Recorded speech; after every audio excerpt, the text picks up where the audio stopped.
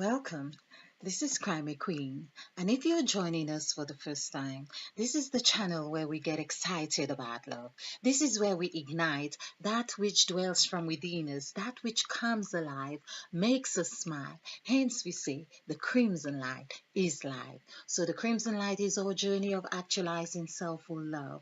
On this journey, this is where we have fun with words and numbers, numerology to be precise. Of course, I have been doing a series of presentations in, well, with the intention that we could optimize the resources available to us to become better beings and just have more fulfilling lives overall.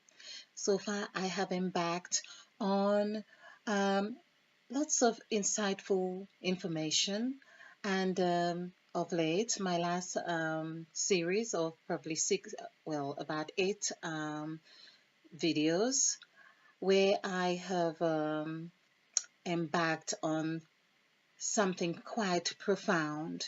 I think it is something that is very dear to our hearts, and for most of us, I'm hoping that we all can relate to this discovery.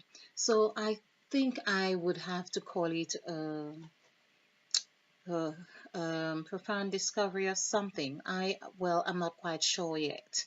However, in this presentation, I felt it was necessary to really show how I came about with that conclusion that made me feel that we have been on the receiving end of some profound injustice when and this is not a topic that I ever thought that I would be engaged in, but it's just what has transpired. I can't just pretend that it didn't happen or it does not exist. And of course, it touches me a great deal. So before I move any further, and of course, I will urge you to watch those presentations, and it's for this purpose I'm trying to just clarify a couple points with the B, because B has been transpiring, of course, through this series that I was trying to also work with water. And as water would have it, you have to go with the flow. And I was feeling a sense that I had to really not force it, take my time around this subject. In fact, I even went on a little intermission of three episodes of 1212, because I understood that in this session, or section I should say, in this section is where we form our bonds. This actually, of course, derives from our template of sacrifice. Sacrifice and revelation. In fact, on my other board, I usually stick this up, but I'm going to still put sacrifice here for now. So if you're new to this, you'd have a clearer understanding of what this is about. Okay, so sacrifice is 9 letters. Say CRI, sacrifice, FICE. And of course, we derived through, it birthed about 22 words, and we could say 23, including the letter A. So it kind of really made sense that those words also correlated with the number of the word um, 22 in, of course, as a master number, and when adding 2 and 2 together equals 4, and it represents all what 4 is: 4 corners of the earth, 4 seasons, and so on. And we also understand now that that 4, we are the 4. Everything that is in the external, it constitutes of our makeup. So north, south, east, and west, that's what we are. So here we are going with this, and it may seem like I'm rushing this through. I just want to keep the presentations a bit short, and of course the endeavoring to do it as precise as possible. So let's go for revelation.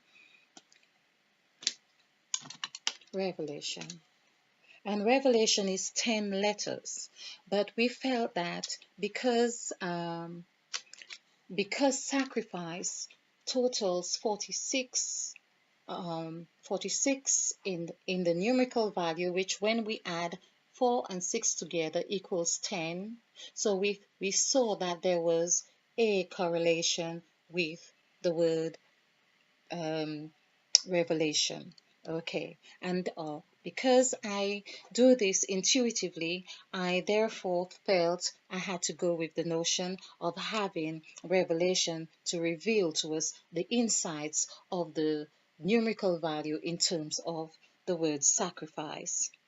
Sacrifice had been derived from the Easter break that I felt it was really I couldn't really just continue doing it just felt that I should really explore sacrifice because it's around Jesus, and then it's the story, of course, that has impact on all our lives, whether directly or indirectly. So that's what I felt was necessary to do. So Revelation,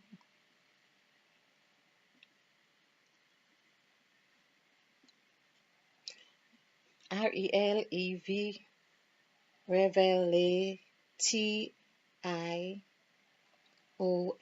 Okay, so we have I here. What has been transpiring? We have been able to see that all the negative words, well, most of the negative words, those we see as low frequency, like Satan and like hell, like well, hell also comes 1 to 9, so meaning that you have to go through the whole sacrificial role, so to speak, because to experience hell. Okay, but Satan, which is in somehow related or associated with hell, you wouldn't have thought that you'd have to go all the way to see that hell with Satan only coming to this point. So it's Satan. So basically, this. Satan is around this place just here, and then he jumps into the new. That's as far as he goes. So I have covered this in the story of Job and Satan. We see how Job appeared in with Satan when God and Satan had this bet about Job. So we see why that bet really Satan had no way of winning that bet because there was a condition that Satan was not supposed to stretch his hand. So stretching his hand meaning he couldn't go any further. Okay, unless something else transpires later, but this is what I have discovered. So basically, what I really want to cover here is the discovery of Eve, the mother of all living, or as the Bible terms it to some to that effect, Eve ate. So there was the big aha moment that happened while I was doing a presentation, and I came to realize that Eve, when I had done this, Eve ate. It was not.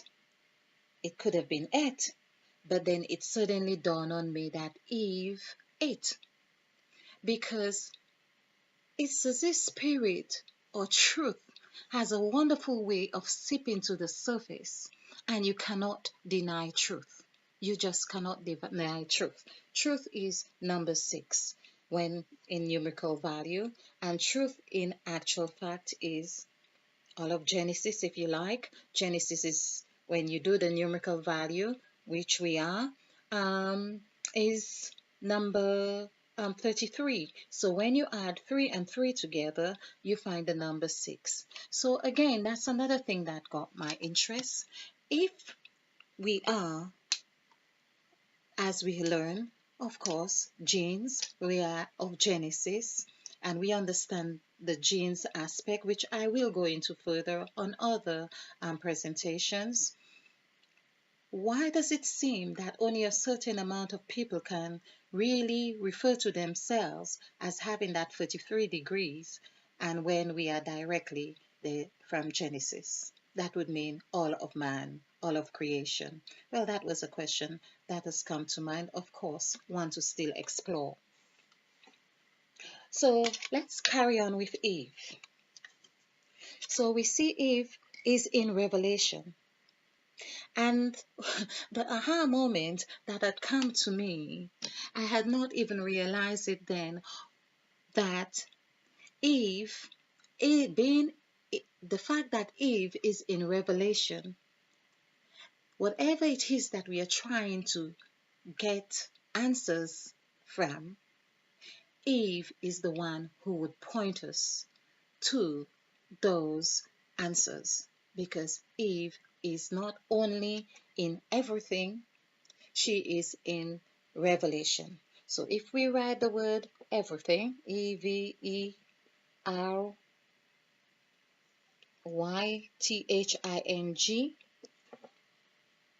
Eve is right here. If we write the word ever, Ever, Eve is here. If we write the word forever, which would be, Eve would be there in the midst of it. Eve is in the midst of everything. So I'm going to, of course, do a numerical value on these words with Eve another time, but I just wanted to really point this out.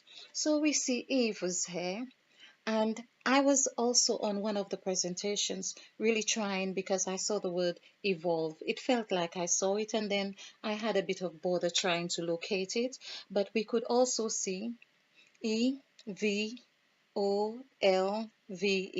So the word was really there. And of course, perhaps I was a little bit upset that I understand I have been lied to. I understand we have been lied to. So, yes, that's enough reason to be upset. Okay, so there we go. When I had this aha moment that Eve ate. So it was really, oh, but Eve ate. So this is EVE, and Eve ate, because we had our eyes open eyes, and we saw that Eve ate. Her eyes were open. We learned this from the scriptures, that their eyes were open, and she gave to Adam the fruit. And of course, we learned that the pineal gland or something in the brain does look like a fruit or a tiny almond or something like that, and that was the fruit. But of course, we know that fruits are metaphoric in that sense. So we say our actions bring forth fruits. So was it a real fruit? Okay, well, that was used to bring the story about. Okay, but we saw that Eve ate.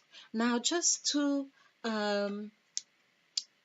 substantiate this point, I made done a numerical value for the word ate, ATE,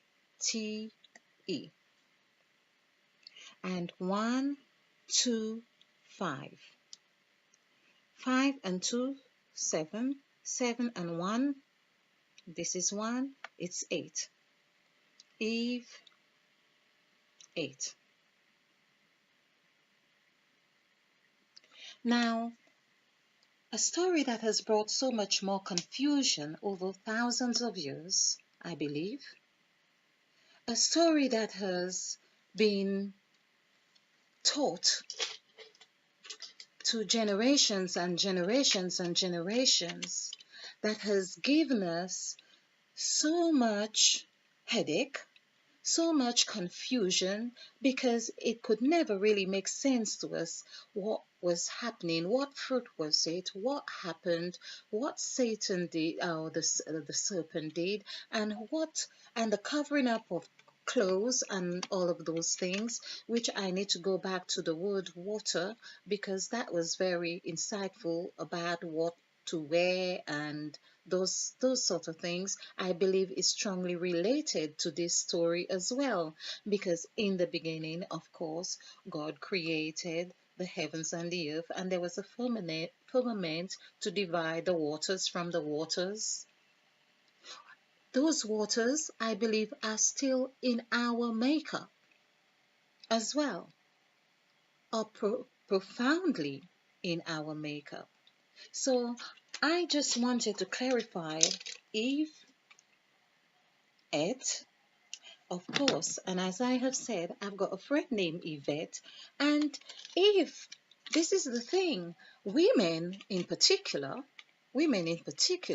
have been getting sticks, so to speak, because um, Eve was disobedient, and Eve, of course, disobeyed God, and that's why we have been going on in life. We have taken on this guilt because we have been construed as, of course, rebellious or whatever it was. There's just so much to it. And actually, it so happens to be, I'm just remembering a story or part of my concern that I wrote about in the Crimson Light. And now I am believing, oh, I didn't have such an insight with that Eve 8, number 8, but of course the number 8 did transpire in my, oh my, this is really something. I am just remembering this. I am just remembering this because there is a part in the Crimson Light where I was seeing eights on top of eights. This is remarkable. Oh my. Of course. But this, it's that we rely upon a mathematical equation or solution to substantiate a point. Now, I have to be thankful to St. Matthew because he was a mathematician and which have just come to my attention while I have been doing this series and realizing that the word math comes from Matthew, Math. He was a tax collector and he was Jesus's friend. Now,